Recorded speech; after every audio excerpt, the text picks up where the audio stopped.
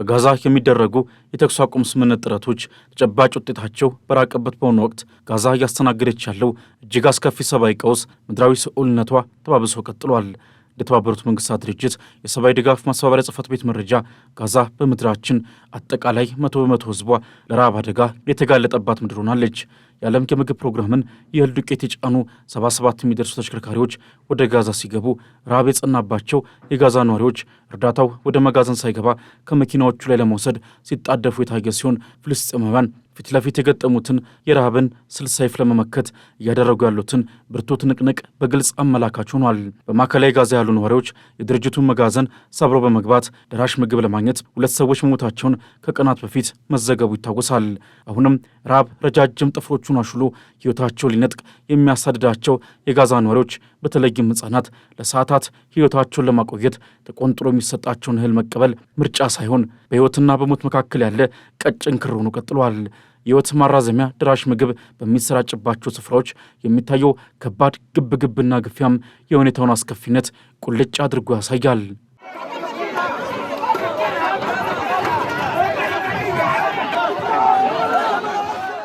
በተባበሩት መንግስታት ድርጅት የጸጥታው ምክር ቤት ስብሰባ ወቅት የፍልስጤሙ ቋሚ ተወካይ ሪያድ መንሱር በጋዛ ፍልስጤማውያን ሕፃናት በምግብ ድጋፍ እጦት ሳቢያ እያሳለፉ ያሉትን አሳዛኝ መከራ ሳግትን አንቋቸው በእንባ ታጅበው ሲገልጹ ታይተዋል።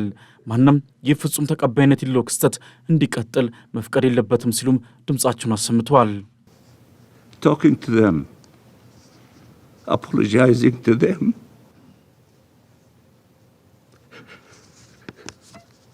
unbearable. How could anyone tolerate this horror? እስራኤል ወደ ጋዛ ምንም አይነት የምግብ ድጋፍ እንዳይገባ ካገደች 3 ወራትን ሊደፍን የተቃረበ ሲሆን እገዳው ከምግብ ባለፈ መሰረታዊ የሚባሉ የመድኃኒት የነዳጅና ሌሎች አቅርቦቶችን ያካትታል። እስራኤል ይህን ውሳኔ ያሳለፈችው ሐማስ የምግብ ድጋፍ አቅርቦትን ለጦር መሳሪያ ዝውውርና ራሱን ለማደራጀት በሰፊው ይጠቀምበትን በሚል ነበር። እስራኤል በጋዛ የምግብ ድጋፍ አቅርቦት ላይ ያሳለፈችውን ውሳኔ እንድትቀለበስ እየተሰነዘሩባት ያለው ጫናዎች ቢበረቱም ሐማስ ወደ አስገዳጅ የተኩስ አቁም ስምምነት እንዲመጣ እየተጠቀመችበት ያለው ዋነኛ መሳሪያ ሆኗል። ይህ በእንዲህ እንዳለ ሐማስ የጋዛውን ጦርነት ለማቆም በአስቸኳይ ቀጥተኛ ያለውና የተኩስ አቁም ውይይት ለማድረግ ዝግጁ መሆኑን አስታውቋል። ባሳለፍነው ቅዳሜ ቡድኑ በአሜሪካ የመካከለኛው ምስራቅ ልዩ መልእክተኛ ስቲቭ ዊትኮፍና ሌሎች አደራዳሪዎች በቀረበው የጋዛ የተኩስ አቁም ረቂቅ ላይ ምላሹንም ሰጥቷል። ሐማስ በምላሹ ስምምነቱን ውድቅ የሚያደርግ አሊያም የሚቀበል ምንም አይነት ሀሳብ ቢያንጸባርቅም የቀረበው የ60 ቀናት ጊዜያዊ የተኩስ አቁም እቅድ እውነተኛ ዋስትና የሚሰጥ አይደለም ብሏል። ዘላቂ የሰብአዊ ድጋፍ አቅርቦት ማመቻቸትን የሚያካትቱ ለሁሉን አቃፊ የተኩስ አቁም ስምምነት ዋስትና የሚሰጡና ከታጋቾች መለቀቅ በኋላ ያሉ ሂደቶችን በግልጽ የሚያሳዩ በተጨባጭ ሊፈጸሙ የሚችሉ አንቀጾች እንዲካትቱም ጠይቋል። ነገር ግን በኳታርና ግብፅ አመቻችነት የቀጠሉትን የተኩስ አቁም ድርድር ጥረቶች ያደነቀው ቡድኑ በአካባቢው ጥቃቷን አጠናክራ ከቀጠለችው እስራኤል ጋር የተራራቁ ልዩነቶችን የፈጠሩ አለመግባባቶችን ለመፍታት በአፋጣኝ የተዘዋዋሪ ድርድር ለመጀመር መዘጋጀቱን አመልክቷል። ሐማስ የውይይቱ ዓላማ ጋዛ ውስጥ ያለውን ሰብአዊ እልቂት ለማስቆም ለፍልስጤም ሕዝብ እርዳታ ማቅረብን ማመቻቸት እንዲሁም የእስራኤል ኃይሎች ከጋዛ ክልል ሙሉ ለሙሉ እንዲለቁ የሚያደርግ ቋሚ ስምምነት መድረስ እንደሆኑ ጠቅሷል። አምባሳደር ስቲቭ ዊትኮፍም የሐማስ ምላሽ ወደ ኋላ የሚመልሰንና ተቀባይነት የሌለው ነው ሲሉ አጣጥለውታል። አሜሪካ ሐማስ ከሌሎች አደራዳሪዎች ጋር በመሆን ያቀረበችውን ጊዜያዊ የተኩስ አቁም ስምምነት ረቂቅን እንዲቀበልም በተወካዩ በኩል አሳስባለች።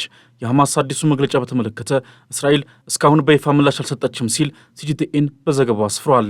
ይሁን እንጂ የእስራኤል ጦር አዛዥ የሆኑት ኢያል ዛሚር በጋዛ ደቡባዊም ሆነ ሰሜናዊ ክፍል በሚገኙ ተጨማሪ አካባቢዎች ላይ የሚደረገው የእግረኛ ጦር ዘመቻ እንዲስፋፋ ትዕዛዝ ማስተላለፋቸውን ከእስራኤል መከላከያ የተገኘው መረጃ ያሳያል። የጦር አዛዡ ዛሚር የእስራኤል ታጋቾችን ወደ አገራቸው ለመመለስና ሐማስን ሙሉ በሙሉ ለማሸነፍ ሁኔታው ምቹ እስኪሆን ድረስ ይህ የተጠናከረ ዘመቻ ይቀጥላል ሲሉ መዛታቸውም ተሰምተዋል።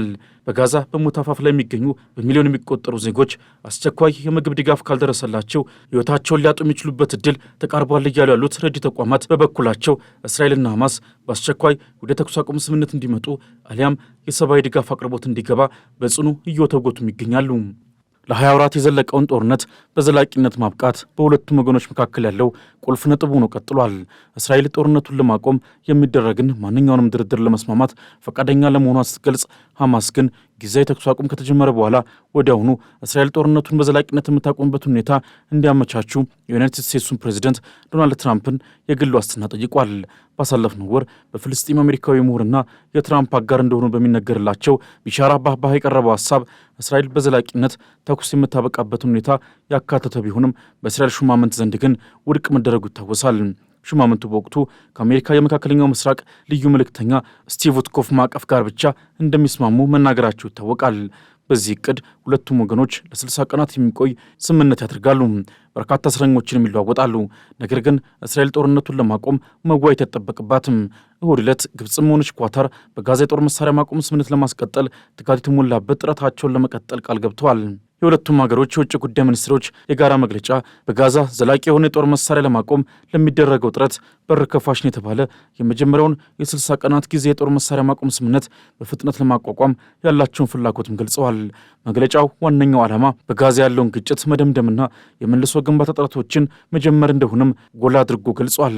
በተጨማሪም ከአረብ እስላማዊ ሚኒስትር ኮሚቴ የተውጣጡ ልዑካን በጋዛ የሚወሰደውን የእስራኤል ወታደራዊ እርምጃ ለመግታትና የፍልስጤም ሕዝብ የራሱን ነጻና ሉዓላዊ መንግስት የመመስረት መብቱን የማረጋገጥ ሂደት ለመጀመር ያላቸውን ቁርጠኝነት አረጋግጠዋል። ልዑካኑ ከስብሰባው በኋላ በሰጡት ጋዜጣዊ መግለጫም በአካባቢው ፍትሐዊና የተሟላ ሰላም ለማምጣት ብቸኛው መንገድ የሁለት መንግስት ምስረታ መሆኑን አጽንኦት ሰጥተዋል። በትላንትናው ዕለትም ሐማስ ለጋዛ ህዝብ እርዳታ የሚሰጥና ሰብአዊ እልቂትን የሚያቆም ስምምነት ላይ ለመድረስ ጥረት እያደረገ እንደሆነ ገልጾ ይህም በመጨረሻ አቋም የጦር መሳሪያ ማውረድ ስምምነትና እስራኤል ጦር ኃይል አባላት ከጋዛ ሙሉ በሙሉ እንዲወጡ የማድረግ አካል እንደሆነ አስታውቋል።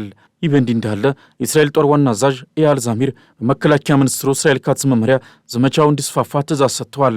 የእስራኤል መንግስት ሚኒስትሮች መላውን ጋዛ ላልተወሰነ ጊዜ ለመያዝ ያላቸውን ፍላጎት እያሳዩ ነው የተባለ ሲሆን በግንቦት ወር ግዙፍ አዲስ የእግረኛ ጦር የማጥቃት እቅዶችን ማጽደቃቸውም አይዘነጋም። የእስራኤል ጦር በዘመቻው ላይ የተመደቡ እግረኛና የታጠቁ ብርጌዶችን በሙሉ ወደ ግዛቱ ያሰማራ ሲሆን እስከ 450 ሺህ የሚደርሱ ተጠባባቂ ወታደሮችን ዘመቻውን እንዲቀላቀሉም ጥሪ አቅርቧል። የጦር ኃይሉ በአሁኑ ጊዜ 40 በመቶ የሚሆነውን የጋዛን ቦታ የተቆጣጠረ ሲሆን በቀጣዩ ሐምሌ ወር መጨረሻም 75 በመቶውን ግዛት ለመያዝ ማቀዱም ተሰምቷል። የተባበሩት መንግስታት ባለፈው ወር ባወጣው ግምታዊ አሃዝ መሰረት ባለፉት 3 ወራት ውስጥ በደርዘን በሚቆጠሩ የእስራኤል አካባቢያችሁን ለቃችሁ ውጡ ትዕዛዝ ፍልስጤማውያን 80 በመቶ በሚሆነው የጋዛ ክልል የእንቅስቃሴ ገደብ ተጥሎባቸዋል። ከዚህ ባለፈ እስራኤል በጋዛ ላይ እየወሰደች ያለውን የአየርና የምድር ጥቃት አጠናክራ ስለመቀጠሏ በዚህም የሞትና የመቁሰል አደጋ እያደረሰች መቀጠሏን የሚወጡ መረጃዎች እያሳዩ ነው። ሲጂቲኤን የጋዛ የጤና ሚኒስቴርን መረጃ ዋቢ አድርጎ እንደዘገበው እሁድ ዕለት በደቡባዊ ጋዛ ከ30 በላይ ፍልስጤማውያን እንደተገደሉና ወደ 170 የሚጠጉ ሰዎች በዩናይትድ ስቴትስ በሚደገፍ የምግብ ማከፋፈያ ጣቢያ አቅራቢያ ጉዳት ደርሶባቸዋል ብለዋል።